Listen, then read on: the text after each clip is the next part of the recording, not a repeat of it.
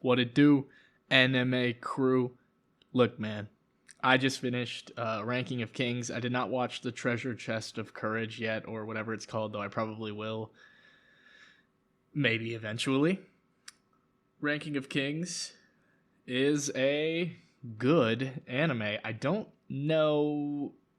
I don't think it's right on the line. I do not think it's a great anime.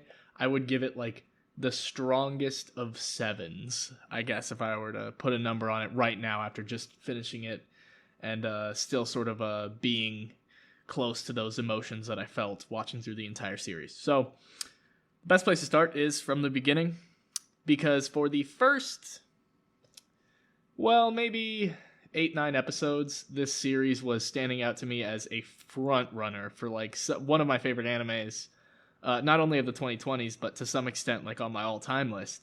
I was really, really enjoying everything about this series when it started.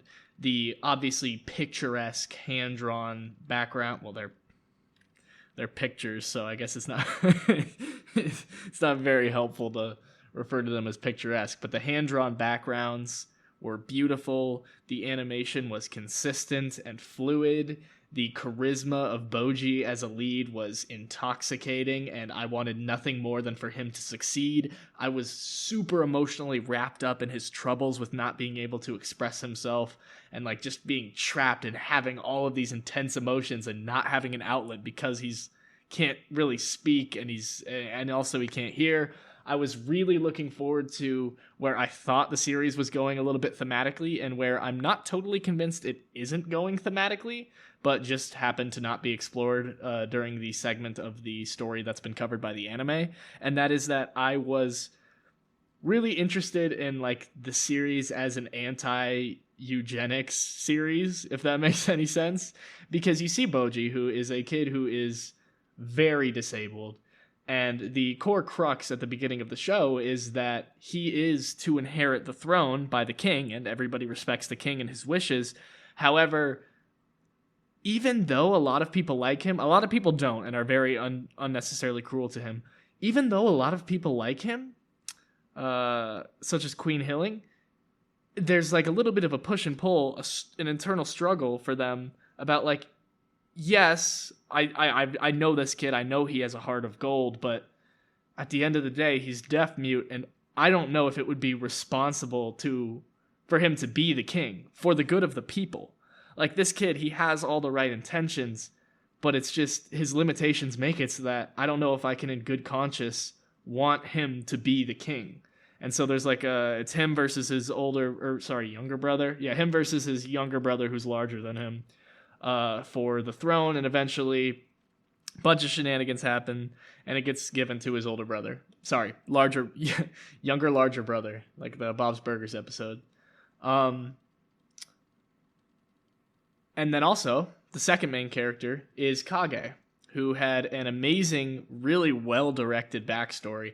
I must say, as a quick aside, mentioning the directing, it is a little bit inconsistent throughout the series, but especially for the first 10 episodes or so, it was so good at establishing scenes that were like, not only very emotional, very, very emotional, but also there was a weird sense that I noticed on a few occasions of like feeling suffocating. And the main instance that comes to mind when I think of that is the part where they kill Kage's mom, and like all the spears like go down, and like the spears slowly cover up the screen and like take over, and then the screen goes black, and then it transitions to Kage running more into the forest or whatever. That was beautiful. That was where I was like, whoa, that was a pretty conceptually terrifying thing. That was very suffocating and uncomfortable. They were like holding up the Kage's people, the shadow people. They're like dead bodies on like spikes. I was like, holy, this is incredible. This is like so messed up, and it's contrasting so heavily with this like fairy tale art style, and it's just blew me away, to be honest. As much of an edgelord as that makes me sound like, but you know, they kind of got rid of that. The better part though was that there was something that Kage's mom said to him, and that was that yes, like Kage and his mother were like a living example that, hey, not all the shadow people are bad. Like, they can have caring, loving relationships, and his mother believes in that and wants nothing more than to protect him and has values and is a good person. But at the same time, she tells him at some point, we are genetically made for stealing. Our people are created for this, like for evil purposes. You know, we're shadow people. We fit into the shadows, and then we can steal stuff and store like them infinitely in a little pouch, and then run away. Like we're pretty much made for this. So we can't really get mad if anybody ever wants to wipe us out, which is just the most fucked up, like, self-perception altering, damning thing you can say to a child. That they are part of a, like, race of I mean, they're not really people, like, yeah, shadow people, that they genetically are made for evil and cannot be good, especially when it's like Kage, who's such like a sweetie pie and all he wants is companionship, and he's super optimistic and giving and really just wants friends and doesn't want to hurt anybody and hates stealing and all of this stuff. It's really messed up. His whole backstory is really messed up, and I thought they were going to go into some anti-eugenics themes with that kind of thing, because there were these weird implications about the way that both of these characters were born and how that supposedly limits them from doing what they want to do and living the lives they want to live. But that's not really the angle that was leaned into too heavily. It's more, in my opinion, a story about growing up, about raising children, about the importance of raising children right, about the importance of showing them love and support and showing them that you're proud of them and how much of an effect that has on them. It's about how nurture is so much more important than nature, and how you're born doesn't matter nearly as much as what you experience and who raises you. You see this through tons of characters. Miranjo, during her earlier years, she was a remarkably good-natured girl because of her mother. After her mother passed and she no longer had an positive role model to look up to, she started going way off the rails, especially with all the trauma she began experiencing. Very tragic backstory. Shit character, though. I don't like her at all. I'll get to that later. Then you have, of course, Boji with his relationship with healing, and then his mother, Shiva, or whatever. Tons of characters in this series. A lot of it is about how you change more so. Everybody has the capacity for change, and nurture over nature. Like, that's one of the main things going on in this series, and I think that takes precedent over any sort of like weird eugenics theme there is going on. I think I was definitely reaching for that, and I will never criticize a series for not going down the thematic rabbit hole that I want it to, because then it's just a different series. That's not a fair criticism, I don't think. But I will say I was a little bit disappointed by that, though we still have good themes here. It's a story of a king. So there is a lot of times with these king stories, especially when it's like successing the throne, it is about the cycle of life and like passing on your responsibilities and the kingdom down to your next generation, putting it in their hands, and how that just like allows your society to grow, and how it's so important that you raise your kid correctly and don't curse them from their birth and prioritize everything other than them. And sacrifice their own well-being for yours when they are your future. It is, everything that goes wrong in the story is essentially just it just comes from people being raised in the wrong way. And it's definitely very, very, very thematically tight in that sense. I think of a character like Apos, or whatever his name was. There were a couple more. The guy, the sword trainer, Boji's sword coach, that guy. They all had former allegiances, and the reason that they did things that were bad in the series and were at times antagonists is because of allegiances they had to things in the past that they grow from and like sever their ties to, and they see as malleable and not the bottom line of who they are. And they go on to choose new allegiances, mostly with Boji and the new king as they move forward. It's a story of change. It's a story of how people change, and how everybody has the capacity for change, no matter how fucked up you are and how late in life you are. And that part, this is a fairy tale.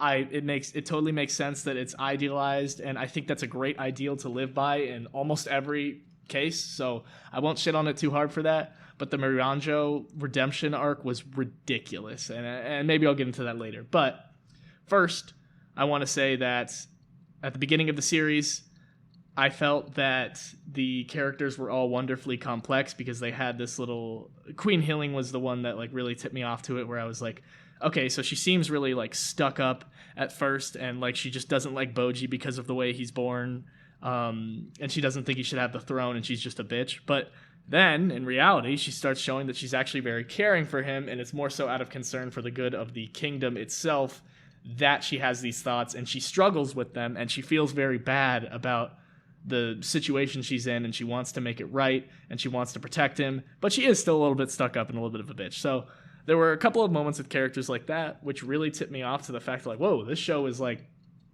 surprisingly well written in its human characters. But later in the story, and this is the main criticism I've always heard of the show, is that it's terrified to have bad guys, which makes sense because, once again, the main theme is how you're raised changes who you are. Nobody's bad by nature. People are only bad because they become bad. It's a great theme for an idyllic fairy tale story, which this is, so I don't mind it, but it's very true. To the point where it's like unnecessary. Like, we go out of our way so hard for the sake of like thematic consistency that it just totally ruins the stakes and the tension. Because nothing's ever going to happen to somebody that's like actually irreversible, because the main theme of the story is that you can always change and you can continue to change, and you know that nobody is actually evil. Literally, there's a shadow immortal guy who doesn't talk and is just like the pure embodiment of darkness. He's not evil, he's just a normal guy in a bad circumstance. There's a literal giant demon that eats people's souls and tortures them. He's just a kid who's misunderstood and in a bad circumstance.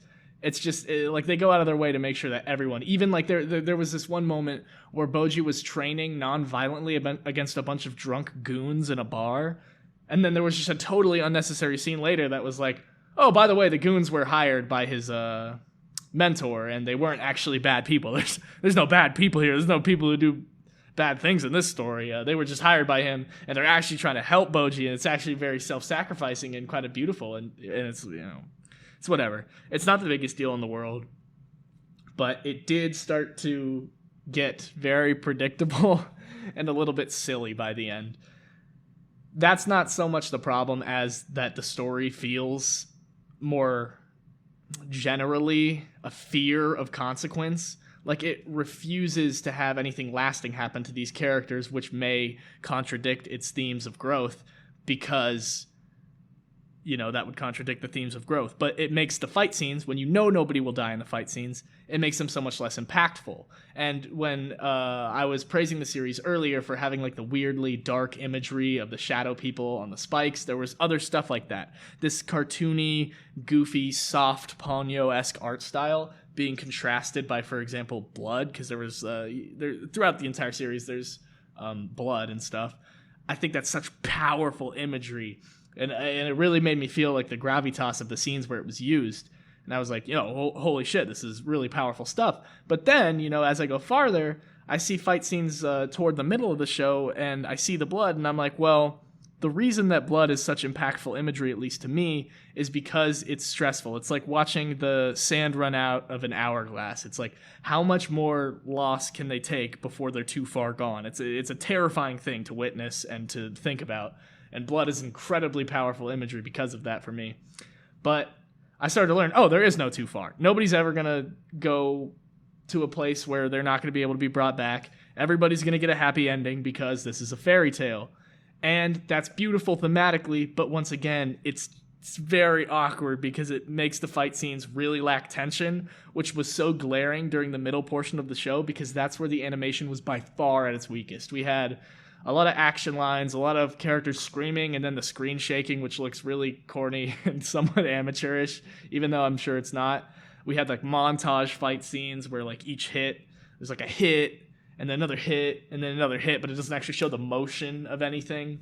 A lot of stuff like that, and a lot of just episodes that were not worthwhile for their tension, as we've established, were not worthwhile for their visual spectacle, which the show has during the beginning and end of it, as we also mentioned, and also were not really noteworthy for anything that was happening in them because, like I said, not much of consequence happens, especially during the middle of the show. There are so many things, especially with the plot line of them trying to assassinate Queen Healing, where it's just like, why? I feel like I wasted my time here. Nothing actually came of this. We introduced a couple of characters, and then they got injured, and then they just healed up and are totally better now, and it's like nothing ever happened.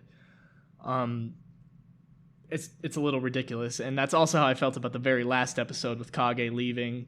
It was super predictable. You know how the episode's going to end the second you see it happen. It's annoying. That stuff always gets on my nerves, that weird dramatic irony stuff where it's like, oh, Kage left, which is not believable character action for him to take it all in this. Kage just left without telling anybody because he thinks Boji doesn't need him. And now Boji's going to get sad and try to find him, and we're just going to stretch it out for 20 minutes. That was BS. That was like my least favorite episode. Pissed me off. But I digress. Let's talk. Let's talk more. I'm getting a little animated here. You guys can't see it, but I am. The show towards the middle was starting to lose a lot of the merits that I had attributed to it toward the beginning, of the intricate character writing, of how much I was on Boji's side, because I will maintain that I was never not invested in seeing Boji succeed. But it had become so predictable that, once again, I didn't have very much emotional stake in it, so I didn't feel as strongly about it as I once did in the beginning. But it was starting to look rough. And then the latter half of the show really brings it back. And that is in part due to the fact that they certainly had some guest animators or directors that weren't on it for the entirety of the series or something, because just drastic visual shifts, even from episode to episode. Episode, I believe it was 21, stands out as especially just being a fucking masterpiece of a fight where Boji fights Boss. It's legendary, and it has thematic implications, because Boss is one of the only like realistic good characters. Good is too far. There's a lot of really good characters in here, but Boss is one of the only like very human characters in the show. And he's going up against Boji, and you want to see Boji win so bad, and it's coming full circle, the idea of Boji successing the throne and carrying on the tradition of, lineage and becoming greater than your parents, and Boss is like, it's bittersweet because Boss is tasting defeat, but at the same time he's proud of the man that his son is becoming, and that's, very important for his character's resolution thematically, as well as just the show in general thematically, and it's just very, very, very, very, very good stuff. Beautifully animated. You could see the Shades of Attack on Titan Season 3 in there, and then you had the cubes. It's that one famous animator guy. But yeah, there was also a lot of like dynamic camera work where the camera would move as the characters move, and you get like weird like stretching and like perspective shots, and it was just beautiful episode beginning to end. If the whole show was like that, I would have given it an amazing score. Like, I would have been blown away. That episode's a masterpiece, and I won't hear anything else. Also, the introduction of the character Ouken, Ouken. Once again, makes me sound like an edgelord. He was my favorite character in the show. I've talked my own like lips and tongue off. Like, I have just beaten into the ground the idea that this is a show about raising children and about the circle of raising them up to be good people, and then for them to raise more good people, and to perpetuate the cycle of continuing to improve with each generation and teach them the things you wish you were taught growing up. It's a beautiful message. It's very idyllic, and it's great. But then Ouken comes in, and he is immortal. And he just represents the end of humanity, the paradox of being alive and the meaning of life. That makes it sound so corny. You'll never hear him philosophizing in like any corny anime dialogue in the middle of his fights. He just shows up and just, starts murking everybody brutally, like crazy scenes, like the one where he bites the snake and then like starts like ripping the snake's skin off. The one where obviously he just kills everybody, but of course, the show revives everybody, which, who would have seen it coming? The main character didn't just die unceremoniously? I'm shocked. But character was awesome. The way he was animated was sick, and I liked what he represented thematically. about not being a part of the cycle. He was the character that was fundamentally incapable of growth. Like, he was the guy he was the only guy in the entire show that was too far gone, and they're still seeking to reform him through like magic. But because of the fact that he can't grow, he can't pass his knowledge on to the next generation, he can't raise children and have them become better versions of himself and teach them lessons, and he can't participate in the rituals that society has been participating in since its inception. He has just totally gone crazy. And I love that conflict he represents. And I love the antagonist. It's refreshing to see the purely antagonistic force that he is faced by our heroes and eventually overcome. There's a lot of interesting things about the way his powers work. I was definitely interested whenever he was fighting. His fights looked sick. That was when the visual quality started picking up in the fight scenes a lot. And I was just so grateful for his presence. Maybe the best scene in the series is where Boss crushes him into a ball and sticks him in a rock. That was brutal and awesome, and I will never, ever, ever, ever, ever forget that shit. That was metal, and I loved it. He was like my favorite character. A lot of things that I liked about him are now escaping me, and that's kind of pissing me off, but I really enjoyed him. I really, really enjoyed everything that they did with that character. Despa, Desha, and Oken, the three brothers, were probably my favorite characters in the series, besides, of course, Boji is a good main character, good-hearted. You can feel his emotions. They do a very good job expressing how he feels on the inside because he can't straightforwardly communicate it. And that's all well and good. But Miranjo, what's there to say, really? She did everything terrible, horrible, irredeemable person, but she had a sad backstory, so they redeemed her in the end. And it went so far as like Daida was like, "Oh wait, you almost you sacrificed me for the sake of my dad," and like went out of your way to try to kill me and then kill everyone else, and all you ever do is cry constantly. Like, I get it. It makes sense she is the way she is, but he's like, not only do I forgive you, I'm gonna marry you. Excuse me? Why?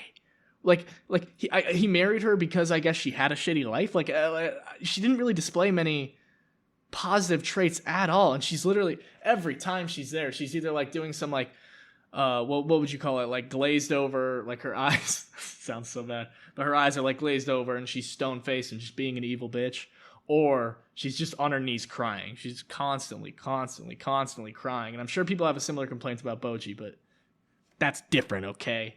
I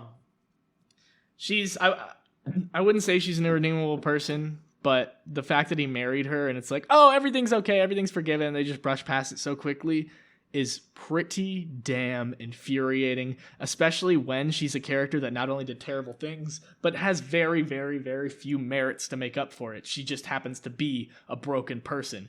She's not a particularly broken person with very much inside that would tell you that she has especially high potential for being a good person. So it's a little bit weird for Daida to choose companionship with her over literally any other normal person who's already a good person. Just saying. Last thing I want to mention that really grinded my gears is, of course, Boji, his power level. The entire point was that he was born without an aptitude for strength, and it was supposed to be like an uphill battle, fighting against the odds, remaining determined, and putting your mind to something, and just making sure you can get through it. Never giving up, the classic shonen story formula, thematic formula. But he just like trains for 2 episodes and then becomes the single strongest person in the world. And from that point on, except for the technical disadvantage he is in against Oken, no matter what, he's going to stomp his opponent. He's going to stomp. It never feels like he's up against the odds. It's never tense because he's going to win. He's more powerful. Nothing bad's going to happen to him because not only is he the main character, but this is Ranking of Kings and nothing decisive ever happens to anybody except Boss, who is one of the best characters. In part because of the fact that something actually happened to him and he actually received consequence for his actions. But pissed me off. Not that big of a deal though. I love his fighting style. I love the pseudoscientific explanation for it. I love Desha. I love Despa. I love Oken. I love Boss. I like Bochi a lot. I like Kage. I started to care about him a lot less and less as the series went on, but that was a lot of shitting on it. Let's get to the strictly positive stuff real fast before I end this little video review. I'm sure it was very rambly. My apologies. This was my first ever top of the dome anime review after I finish it on this channel, I believe. But I want to start doing this after I finish every show I finish. You don't have to watch. Please don't watch. It's shit. But some things I want to mention. All of this was in service of the thematic tightness and of the message it wanted to tell about it never being too late, about nurture over nature, about the importance of treating not only children, but everybody with respect and love and making sure that you see that they become the best person that they can be. It's all great messages that, a bunch of great messages that everybody should live by. There was also consistently spectacular background art throughout the entire thing, and particularly at the beginning and end of the series, but constituting probably over half the series in total, there was spectacular animation, directing, and just all manner of great aesthetic stuff. Great music. Both the openings were fire, amazing. I've heard some people complain about how much Boji cries and like how much everyone cries.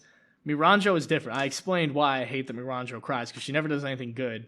She just cries and fucks people over, and then she gets died as like, will you marry me? But the crying scenes are beautiful. The way they do tears, it's the classic like glopping, big, gelatinous anime tears. But there's like, for example, one scene where Boji is crying when he has bandages over his eye, and you see like the tears coming out of one eye normally, and then over the bandaged eye, you see them like pooling and like soaking through the bandage gradually, and then they finally get all the way through it, and then they collect and like a giant tear streams down his face, and it's just so beautiful and so emotional. When Kage cries because of the fact that his design is just two eyeballs pretty much, it looks really weird. I really like it. It's very emotional. They got some great emotional tracks going on in the background at all times, and I really appreciated that aspect of the show. I never stopped wanting to root for Boji, and a lot of the fights are fucking sick. And I think I have brushed over it, because almost all of the characters do have a fairly straightforward arc about giving up on commitments and things that were formed from their childhood and becoming new, better people. But a lot of them are good. There are funny moments, especially with Despa, throughout the journey. There is a lot of stuff to love. There's a lot of charm to a lot of the characters, healing especially. And, it's overall a very high quality show that has a couple of very glaring flaws that were all in service of making it more thematically tight and like a fairy tale, and I think that's very interesting. And overall, I give it a strong 7. Very good. I absolutely recommend you guys watch it if you like action series, if you check out the series and you like the aesthetic at all. And yeah, that's pretty much everything I have to say about it. I feel terrible about that rant. I don't feel like I got anything off my mind, but hey, it's progress. First time I'm doing this. Hopefully the worst time I'm doing this. See you guys.